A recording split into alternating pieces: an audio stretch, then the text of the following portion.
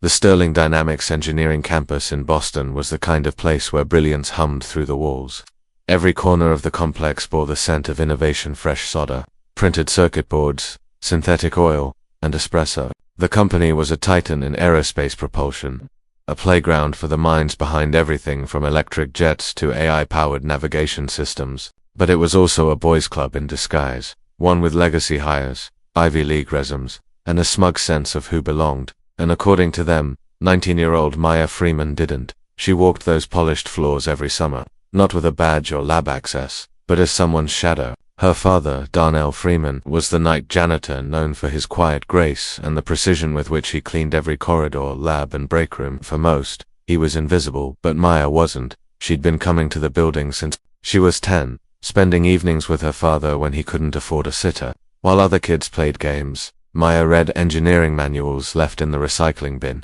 While her father buffed floors, she peeked into labs, watched machines hum, and memorized equations scrawled on whiteboards. She wasn't supposed to touch anything, but she did. She learned at home. She built motors from scrap parts, dismantled radios, took apart the stove fan just to see if she could put it back together. And she always could. When she turned 18, her father hesitantly asked his supervisor if Maya could get a summer internship, not an official one, just something small. Filing parts, organizing tools. By some miracle, they said yes. But from the start, the engineers mocked her. Oh, Janitor Jr. wants to be an engineer now. She knows more about bleach than binary. Hey, Maya. You miss a spot under that console. Maya didn't respond. She just observed. Absorbed. She worked quietly in the back corner of Bay 6, where they stored outdated and retired engines. The graveyard. Dusty shells of once revolutionary machines lined the walls. Most hadn't run in years. One in particular, marked MX9, had become an inside joke. That engine's older than half of you. A cocky engineer named Brett laughed one day. Nobody's gotten it to run. She's dead and buried. Maya asked, what was wrong with it? He shrugged. Some sort of feedback loop issue. Maybe a burned-out core. 100 people tried. Waste of time, she nodded. But her mind was already racing. That night, she asked her father for a favor. Can we stay a little longer after your shift? He raised an eyebrow. You sure? She nodded. So when the building was quiet and the engineers long gone, Maya rolled up her sleeves and stood in front of the MX-9. It was a mess. Wires frayed, cooling tubes warped. One circuit board looked like it had melted, but something about it spoke to her, like it had been waiting. Over the next few weeks, every night after mopping and wiping and dusting, Maya returned to the engine. She made notes, drew diagrams, compared manuals, replaced one capacitor using an old one she'd scavenged, rebuilt a relay by hand, resoldered 5 contacts that had oxidized. She wasn't just guessing. She understood it. And then one night, something clicked. She reprogrammed the old firmware on a tablet she had fixed herself, connected it to the MX9's diagnostic port, and rerouted the ignition sequence. Her father stood nearby, arms crossed. Skeptical. Maya, he warned. Don't get your hopes up.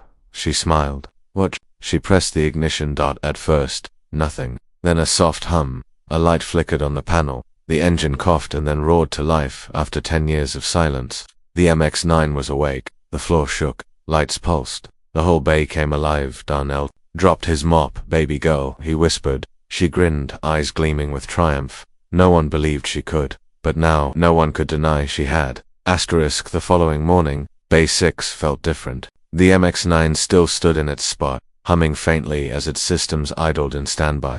Maya had powered it down just after the test run, documenting every measurement, every fluctuation, every data packet it sent. She didn't sleep that night. Brain was electrified with potential energy, a reactor of adrenaline, disbelief, and quiet pride. Darnell kept repeating the words, "You really did it," on the way home. And she really had. By 9 a.m., the engineers trickled in as usual, coffee, cups in hand, sleep still in their eyes. Brett was the first to notice the diagnostic tablet still connected to the MX9. He scoffed and yanked it free. Hey, he called over his shoulder. Maya, you leave your toy plugged into the antique. Maya looked up from the parts station, where she was organizing servo clamps. It ran last night, she said simply. He laughed. Sure it did. She didn't push it. Didn't need to. An hour later, when the morning data logs synced with the mainframe, a ping sounded in the control room. It was an alert from the MX9 subsystem. Operational runtime. 0 hours, 3 minutes and 17 seconds. A silence fell. "What the hell?" said one of the senior engineers, pulling up the logs. MX-9 was powered. Heads turned. A few sprinted to Bay 6 within minutes. A crowd formed around the engine. Screens blinked. Diagnostic reports updated. The engineers argued over each other, scrambling to understand. Brett stood off to the side, arms folded. "No way she did this." Someone asked. Brett gestured. "The janitor's daughter, Maya. She's been poking around this thing after hours. Bet she shorted something and got lucky." But the logs told a different story. The rerouted ignition code was clean, elegant even.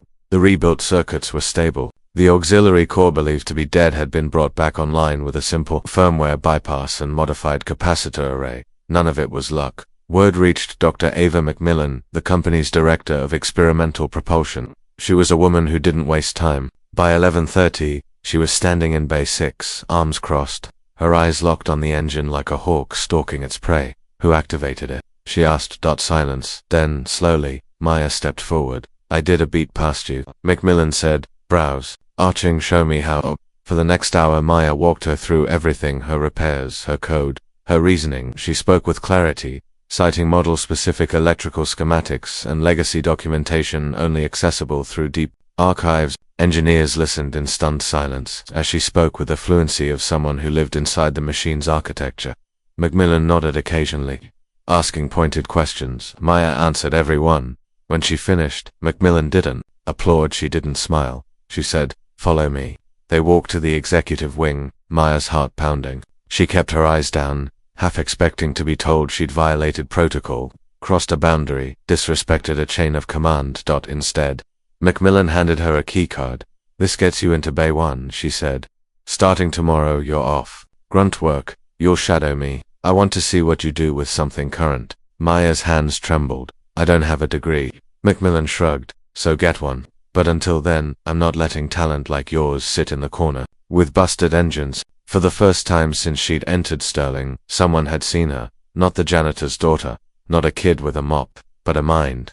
News of her promotion swept through the engineering teams like a controlled explosion. Some celebrated, others fumed. Brett was the loudest among them. "She jumped the line. Doesn't have a certification, let alone credentials. You jealous?" A technician named Cole smirked. "She tinkered with a relic," Brett snapped. "You'd think she cured cancer." But Cole wasn't the only one who disagreed. Others began reevaluating her, asking questions, offering to share notes. And Maya, she didn't gloat. She got to work. In Bay 1, she was surrounded by the future: lightweight magnetoplasma engines, quantum-fused control cores, regenerative heat shields, everything cutting edge, and she soaked it all up. McMillan pushed her hard, gave her simulations, coding challenges, even blueprint drafting assignments. Maya stayed late, came early, filled notebooks with designs, theories, and questions. Her father watched in quiet awe as she transformed from shadow to spotlight. Weeks passed, then months. And then the challenge came. Sterling Dynamics had secured a contract for a hybrid propulsion engine that could function in both atmospheric and zero-pressure environments. The prototype, codenamed HNX-11, had stalled in early testing. Too unstable, too unpredictable. But it was Maya who saw what everyone missed. The coupling resonance in the dual compression chamber was throwing off the equilibrium equations. She proposed a simple redesign. It worked. The HNX-11 passed its first full-thrust test. McMillan didn't say "well done," she said "do it again," and Maya did. Again and again. She was no longer just a story, she was an asset. Success had a strange way of changing the air around Maya. The same engineers who once dismissed her now watched her carefully, some with admiration, others with suspicion. In Sterling Dynamics' high-tech halls, whispers followed her more often than praise. She had become a legend in her own right, anomaly, an underdog, and a disruptor of the hierarchy. But not everyone was ready to accept the shift. It began with the weekly lab rotation meeting. McMillan was out of town for a conference, and, in her absence, Brett had been given temporary oversight of the experimental propulsion division, a decision that made Maya's stomach twist. He opened the meeting with a smug smile. "All right, folks, let's reset expectations." Reset meant reassert control. Over the course of the next hour, Brett reassigned Maya from HNX-112 diagnostic evaluation, a task that involved scanning outdated engine logs and confirming what everyone already knew, that old designs had failed. It was busy work. A demotion. Maya kept calm. She didn't protest in the meeting, but after it ended, she followed him into the hallway. Why move me off the HNX? Brett didn't even look up from his tablet. We need your magic somewhere. Else, you fixed one thing, congrats. But we're running a lab here, not a fairy tale. You're not qualified to make that decision, she said. He turned to face her. I'm the interim lead. That makes me qualified until Macmillan says. Otherwise, she stared at him, frustration mounting, but said nothing more. Back at her new workstation, Maya sat in silence. The logs were boring, redundant, but one set of files labeled Project Thrustwell caught her eye. It was an old project from over a decade ago, around the same time the MX-9 was shelved. According to the notes, it was an experimental plasma core drive designed for long-range atmospheric shuttlecraft. The failure was sudden to test crashes and then silence. The file had been flagged as obsolete. Yet Maya saw something different. Buried in the code logs was a pattern, misalignment between the torque drift values and the core's magnetic containment readouts. It looked eerily similar to the feedback loop she'd seen in the MX-9. She leaned in, her heart quickened. Over the next 3 days, Maya worked late into the evenings, reanalyzing the Thrustwell engine. She used outdated simulation software to recreate the failure environment. She tested new code models on virtual drives. She even rebuilt the core housing from old parts in the SCRAPYARD. By Friday, she had a breakthrough. The failure wasn't hardware, it was software. A miscalculated timing delay in the magnetic field dampeners caused oscillation at high altitude. It was fixable. She presented her findings to Brett the next morning. He barely skimmed them. Nice theory, he said, but we're not wasting more hours on scrap. This could solve the oscillation issue in the 900 series shuttles. They're still using the same control shell. He rolled his eyes. I'll pass it up the ladder when I get time. Maya knew what that meant. He wouldn't, so she bypassed him. She sent the report directly to Macmillan, who was returning in 2 days. She attached her notes, simulations, diagrams, and a video recording of the test model sustaining thrust in a controlled vacuum. Then she waited. On Monday morning, Macmillan was back. By noon, she was in the lab. Everyone, meeting now. The team gathered. Brett stood to her side, confident. Macmillan held up a tablet. Who can tell me why we ignored this? On the screen was Maya's report. Brett's face stiffened. Macmillan turned to Maya. Walk us through it. Maya explained her discovery, the flaw in the Thrustwell design, and the cross-compatibility with current shuttle models. Macmillan nodded slowly, then turned to Brett.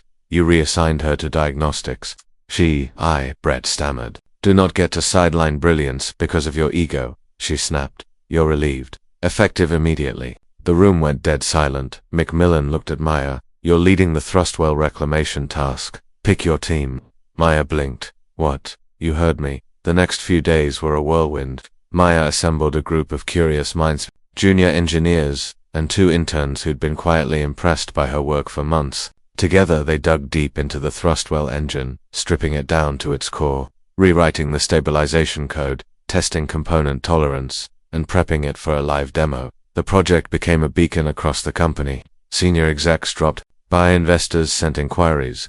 Maya, once mocked, now led one of the most exciting reversals in Sterling's recent history. But not everyone was happy. Late one night, after a 14-hour workday, Maya walked into her father's janitor closet to find the room trashed, her notebooks ripped, her spare parts gone, a crude message written in marker on the wall. You don't belong here. She stood frozen, then she picked up the pieces, cleaned the mess, and went back to work. She didn't report it. She didn't give them the power. The next morning, her team found a new name on the whiteboard outside Bay 1, Team Freeman. And that afternoon, the Thrustwell engine went live, stabilized, optimized, and purring with precision. Maya had faced resistance, sabotage, and condescension, but every time they tried to bury her, she grew.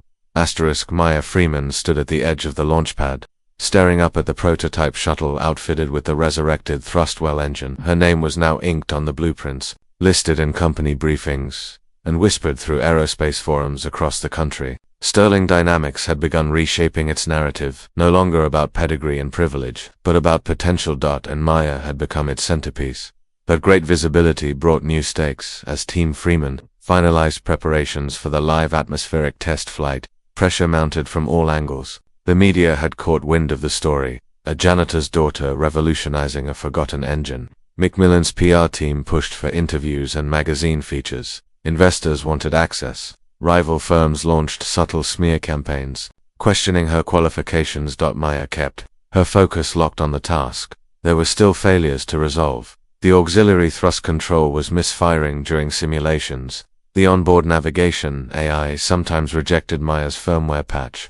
And worst of all, she sensed that someone on the inside still wanted her to fail. She wasn't wrong. One evening, during a system check, an anomaly popped up on the main engine readout. At first it looked like a calibration glitch, but Maya dug deeper and discovered that someone had rewritten part of the control firmware, introducing a cascading fault line that would have triggered a core shutdown mid-flight. Deliberate sabotage. Only 3 people had access to that partition. She called an emergency team meeting and laid out the evidence. No accusations, just facts. Everyone knew what it meant. Macmillan launched a silent internal investigation. Within 48 hours, they found the culprit, a senior engineer named Paul Drexler, an old-school loyalist who saw Maya's rise as an insult to tradition. He was fired, quietly, but the damage went beyond code. Maya sat alone in the break room that night, replaying everything in her mind. She thought of her father's hands, worn and calloused from years of cleaning floors. She now walked as a leader. She thought of the kids back in her old neighborhood who'd been told to aim low, to dream small. She thought of the word belonging and how much it had cost her. The test flight was in 2 days. Launch morning arrived with a restless wind. Maya wore her custom Sterling Dynamics jumpsuit, black and deep silver, with her name embroidered in bold white letters. She stood with Macmillan and her team in the observation control tower, finalizing checklists. Telemetry synced confirmed. Thrustwell engine preheated. Stable. The pilot, Captain Alvarez, came over the intercom. Control. This is Pathfinder 1. All systems green. You ready for a show? Maya keyed the mic. Make history, Captain. The countdown began. 5, 4, 3, 2, 1. Ignition. The shuttle roared off the pad like a thunderbolt. Gasps echoed through the control tower as the prototype climbed cleanly into the atmosphere. No oscillation, no delays. Every second of thrust validated the months Maya had poured into the resurrection of Thrustwell altitude. 15,000 feet, then 30,000, then 50,000. Perfect at peak altitude. Alvarez activated the hybrid mode. The engine transitioned from traditional propulsion to atmospheric plasma. Dr. Drive dash seamlessly. The tower erupted in cheers. Macmillan turned to Maya. You did it. Maya shook her head slightly. We did. The following week was a blur of celebration. Maya received a personal invitation to speak at the Global Aerospace Innovation Summit. Her story was featured in Wired, Forbes, and Scientific American. College applications poured in. Full scholarships, accelerated programs, and honorary offers. She chose one, MIT's Interdisciplinary Engineering and Leadership Initiative, but only on the condition she could remain with Sterling part-time. Macmillan agreed, and then handed her something she didn't expect, a proposal to co-lead the next-generation engine design team. Not because of a headline, Macmillan said, because you earned it, because we need more minds like yours in leadership, not just on the ground floor. Maya accepted, but her proudest moment came 1 month later.